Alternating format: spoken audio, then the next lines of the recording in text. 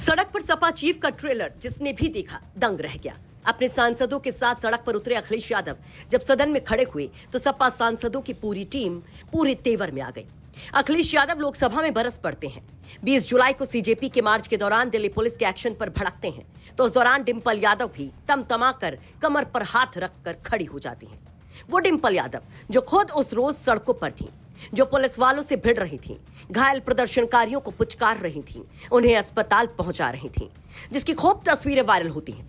इस पर जब बोलने खड़े होते हैं अखिलेश यादव तो मानो डिंपल यादव की आंखों के सामने वो सारे मंजर घूम जाते हैं और गुस्से से तमतमाए डिंपल यादव एकदम से लाल हो जाती हैं। उधर अखिलेश यादव स्पीकर को खूब सुनाते हैं। अपने पति अखिलेश यादव के साथ कंधे से कंधा मिलाकर खड़ी हो जाती हैं, मानो वो बन जाती हैं अखिलेश यादव की सबसे बड़ी शक्ति। इधर अखिलेश यादव स्पीकर को खूब सुनाते हैं। दरअसल संसदीय कार्य मंत्री किरण रिजिजू ने लोकसभा की कार्यवाही शुरू होते ही बड़ा ऐलान कर दिया। उन्होंने कहा कि सरकार नीट पेपर लीक मुद्दे पर चर्चा के लिए पूरी तरह से तैयार है। बुधवार को वो कहते हैं कि हम ये पहले दिन से कह रहे हैं, लेकिन अगर चर्चा होती है तो किस नियम के तहत होगी, उसके लिए व्यवस्था बनानी पड़ती है।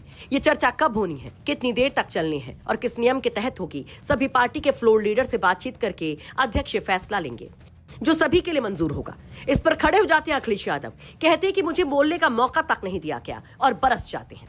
अध्यक्ष महोदय, ये अध्यक्ष महोदय, ये अध्यक्ष महोदय, आपको नहीं बोलने दे रहे। अध्यक्ष महोदय, ये मुद्दा कांग्रेस, समाजवादी पार्टी, बीजेपी का नहीं है। ये मुद्दा युवाओं और छात्र नौजवानों का है। आपने इनको बुलवा दिया, क्या समझौता कर लिया आपने? क्या आपने क्यों नहीं बोलने दिया हमें? अध्यक्ष आपको मैंने बोलने के लिए कहा, एक मिनट प्लीज। नहीं, आपने समझौता क्यों कर लिया फिर? हम लोग का बात भी अखिलेश जी, नहीं, छात्र नौजवान क्या केवल? अखिलेश जी एक मिनट। नहीं अध्यक्ष महोदय, ये पक्ष ठीक नहीं है अध्यक्ष महोदय। ये युवा छात्र नौजवान हम सब हैं, हम सब लड़ रहे हैं उनके लिए, हम सब लड़ रहे हैं उनके लिए। जब छात्रों की नहीं सुनी जाएगी तो सड़कों पे आएंगे। और जो सरकार ने व्यवहार किया है, इस्तीफा तो क्या है, इस्तीफा तो जब चाहेंगे तब मंत्री ले लेंगे, सदन के बाद ले लेंगे। लेकिन सवाल ये जो छात्रों के साथ व्यवहार हुआ है, उनके हाथ तोड़े, सर तोड़ा, उनके कपड़े फाड़े, क्या बेटियों के कपड़े फाड़ेंगे आप? हम और राहुल जी थे।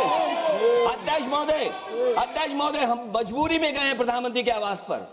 अगर आप सुन लेते हैं यहाँ पर तो हम नहीं जाते। क्या प्रधानमंत्री स्टेटमेंट नहीं दे सकते हैं? युवाओं के लिए आप बाहर बोल सकते हैं, सदन में क्यों नहीं बोल सकते हैं आप? दरअसल मंगलवार को प्रधानमंत्री के आवास का घेराव करने पहुंचे थे राहुल गांधी और वहां पर अखिलेश यादव भी पहुंचते हैं। दिल्ली पुलिस पर गंभीर आरोप लगाए जाते हैं। केंद्र सरकार पर आरोप लगाए जाते हैं कि प्रदर्शनकारियों पर हमला करवाया गया, उनको बुरी तरह से पिटवाया गया। ये लोकतंत्र की हत्या है और इसी को लेकर जमकर बवाल होता है।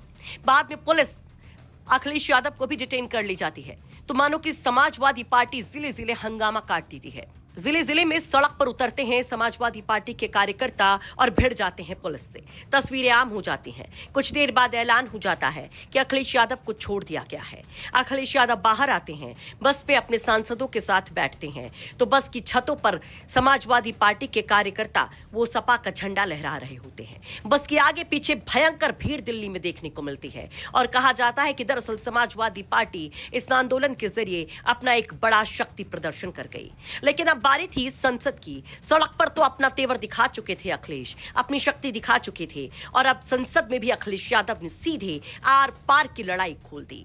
सीधे जो कुछ भी स्पीकर से कहा उस पर आप क्या कहेंगे? अपनी राय कमेंट बॉक्स में जरूर रखिए और डिंपल और बाकी सांसदों के लिए भी आप क्या कहेंगे जिस तरह से वो इस पूरे मोर्चे में सड़क से लेकर संसद तक पूरी तरह से तैनात नजर आते हैं। कमेंट बॉक्स से अपनी राय जरूर रखिए। ब्यूरो रिपोर्ट यूपी तक।